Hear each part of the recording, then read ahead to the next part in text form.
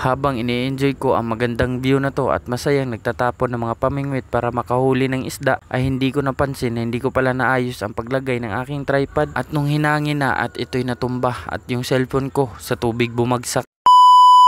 What's up mga boy, for today's video, naanabutaan niya itong kuano. Nandito na naman tayo sa ating fishing kunuhay.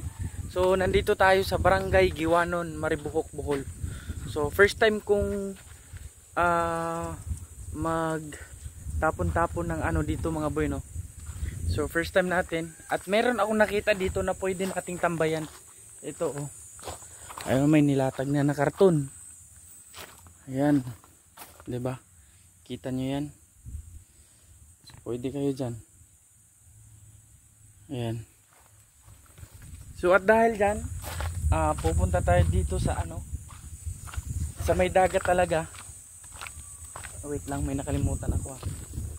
Nakalimutan ko yung saan na yun. Ilalagay natin parang pangpalandong sa cellphone natin, yung dahon,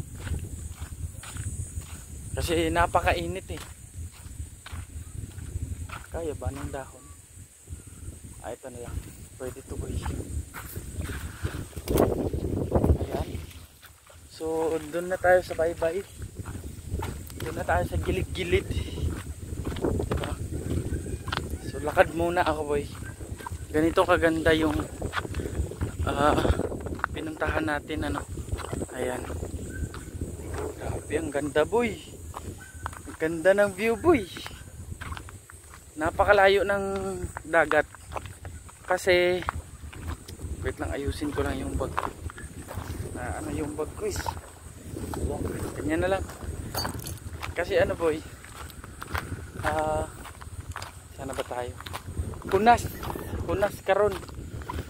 So malayo yung dagat. Ay, may volleyball pa dun, oh. May volleyball ano pa dun na nakalagay dun. Diba, ang ganda. So nag-intro ulit ako kasi parang pangit yung unang intro natin. So what's up mga boy, nandito na naman tayo sa ating fishing. Yes. Fishing kunuhay na walang rod, walang fishing rod. Ano lang, nylon lang yung gamit natin.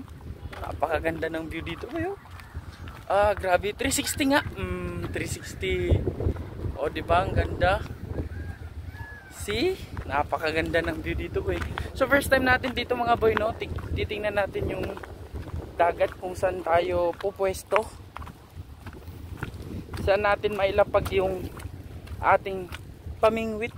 Yung pain pala natin mga boy is maraming isda dito na parang naiwan siya. Yung pain pala natin mga boy ay ano, sapaya na maliit, kumbaga shrimp siya na maliit. So dito natin ipupwesto yung ating camera kasi napakalayo na ng dagat, no. Maganda dito. So isi-sit up ko lang yung aking camera mga boy, tapos tirada na tayo. So ito na mga boy ang ating unang tapon. Ito yung pain natin, ano, sa payan. Tapos ito yung gamit natin. Tara, subukan natin mga boy. At dito ay sinimulan ko na ang pagtapon ng mga pamingwit para may mahuling isda, dahil ang sabi nila marami daw isda na nahuhuli dito, at totoo nga ang sinasabi nila. Huli mga boy. Huli, isa. Huli ka ngayon. Eto, nakahuli agad. Isa, maliit. Okay na to, good size. Good size na to mga boy.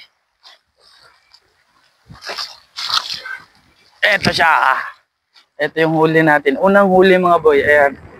Unang huli. Hindi ko alam kung anong tawag dito. Yan o. Unang huli. Saan natin to ilalagay? Eto siya mga boy, ano. Yung unang huli natin. Good size na to. Para sa akin, good size na to. Yan. At dito masaya na ako dahil nakahuli na ako ng isa at hindi man gaanong kalakihan pero good size na to para gawing tinola. At dito ko siya inilagay sa may maliit na may butas dahil hindi ako nakapagdala ng lagayan ng mga isda at nilagyan ko ng mga bato-bato yung mga pwedeng labasan niya para hindi masayang yung huli nating isda. At dito ay binitbit ko muna ang aking tripod para makapag-video sa aking huling isda. At pagkatapos kong ma-videohan ang aking huling isda ay bumalik naman ako sa pagtatapon ng mga pamingwit para makahuli ulit. At dahil syempre first time natin dito sa lugar na to, so lubos-lubusin natin yung pagpanghuli ng mga isda dahil ang sabi nila marami daw isda na nahuhuli dito. At dahil wala tayong bangka na pwedeng gamitin at hindi din tayo marunong gumamit ng sagwan, so dito na lang tayo sa gilid-gilid ng pangpang. Kadalasan sa mga isda na nahuhuli dito ay yung mga isda na nasa bato. So maraming nakakakuha ng mga ganyan at yung pain nila ay yung mga maliliit na shrimp o sapayan tawag namin dito. So ang lugar na to guys ay lagi kong dinadaanan papuntang Punta Cruz dahil doon talaga ako sa Punta Cruz na mimingwit ng mga isda. Yung Maribohok Punta Cruz guys ay dito lang din yan, malapit lang sa aming bahay. So ang kaibahan lang doon guys sa Punta Cruz ay bigla-bigla na lang lalaki yung alon dahil sa mga barkong dumadaan papuntang Cebu. Dito naman sa lugar na to guys hindi siya maalon kaso malakas yung hangin. At yung video pala guys kung saan bumagsak yung aking tripod at nahulog ang aking cellphone sa tubig ay nasa bandang huli. Nasa sayo na lang kung tapusin mo yung video na to at kung ikaw ay bago pa sa aking YouTube channel ay don't forget to like and follow. At ikaw naman ay bago sa aking Facebook page, huwag mong kalimutang i-follow ang aking Facebook page. Hit ang notification bell para lagi kang ma-notify sa mga videong ina-upload ko.